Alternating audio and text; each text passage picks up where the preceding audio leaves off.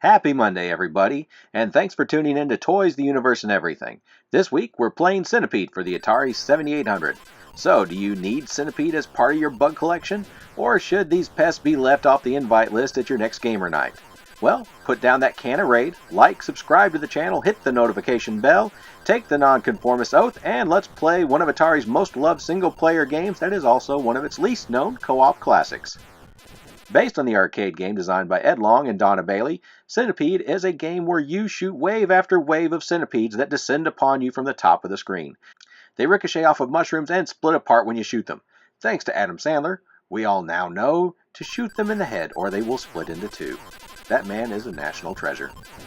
The game was ported to a number of computers, but remained console exclusive to the Atari brand even though Millipede made it to the NES, and Centipede has been included in arcade collections almost non-stop since the mid-90s.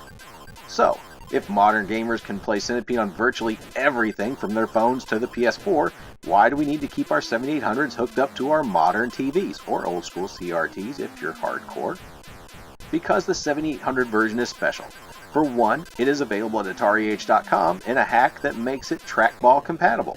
There isn't a trackball for your iPhone or PS4, so there. Next, much like the insanely awesome Tengen Miss Pac-Man for NES that has competitive and cooperative modes, the 7800 Centipede also has head-to-head co-op and competitive modes that make it secretly the best multiplayer game next to Joust on the system. Sorry, Card Warriors, you're too hard. The emulated arcade game is great on modern devices, but it still exists as a solitary experience. Thanks to the simultaneous multiplayer modes, this version of the game stands out unique to the arcade and provides an experience that can't be had on other consoles from that time period. Nothing beats paralyzing your best friend by shooting him or her and watching a bug smash into them while they're stuck. Graphically, Centipede is faithful to the arcade version with minor tweaks to the mushroom design and the more horizontal skew of the playfield thanks to the dimensions of the 7800. The arcade game's pastels are intact, and Centipedes move as smoothly and deadly as ever. Donna Bailey's pastels are likely part of the formula that made Centipede more endearing and popular than the follow-up Millipede. The sounds are plucked right out of the arcade game and hit all of the right pitches. The one-up noise is cool to the ears, and the game as a whole has all of the proper chimes that gamers from the 80s will remember. Nothing says arcade to me more than Centipede, Galaga, and Pac-Man sound effects mushing together in a cacophony of arcade noise. The game has an audio rhythm to it, which begs to be crammed into your sound system. What is so ironic about the sound is that the arcade game used a pokey chip for the sound. The 7800 library had the option of using the pokey chip for sound on any given game. This game does not have a pokey chip. I'm sure a sound programmer back in the 80s was super angry to find out that even though the sounds are already programmed for a chip that could be used, he would have to build them from scratch and shove them into the aging TIA chip. Even with that limitation, the sound is aggressive and empowering, just like the gameplay. Speaking of which, Centipede is the embodiment of gamer empowerment.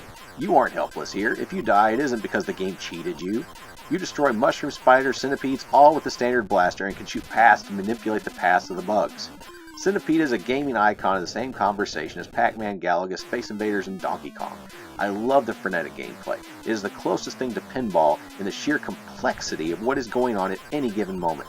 You may have perfect control of your ship, wizard, whatever that thing is, but trying to follow the movement of the bugs all over the screen is like trying to catch all the raindrops in a thunderstorm with a thimble. You have complete and perfect control of a limited situation inside of an immensely out of control situation. So, should you pick up Centipede for 7800? It usually pops up complete for under $10. If you bought a 7800 years ago, you probably already have this game. If you bought a 7800 recently, then $10 more isn't going to kill you, even though the spiders in this game probably will. No one should have to be told this, but yes, you should have Centipede for 7800. If you want to be hardcore, and why wouldn't you, you're a 7800 owner. Go buy the trackball edition at AtariAge.com and get a trackball that you can use to kill spiders in the game and even use to squash real spiders in real life should the need arise. So anyway, I hope you enjoyed this video, and no matter what your questions are about toys, the universe, and everything, remember, the answer is to always have fun, and if you're ever attacked by a real-life video game centipede, shoot it in the head or it will split into two. Thank you, Adam Sandler. Until next time, everybody.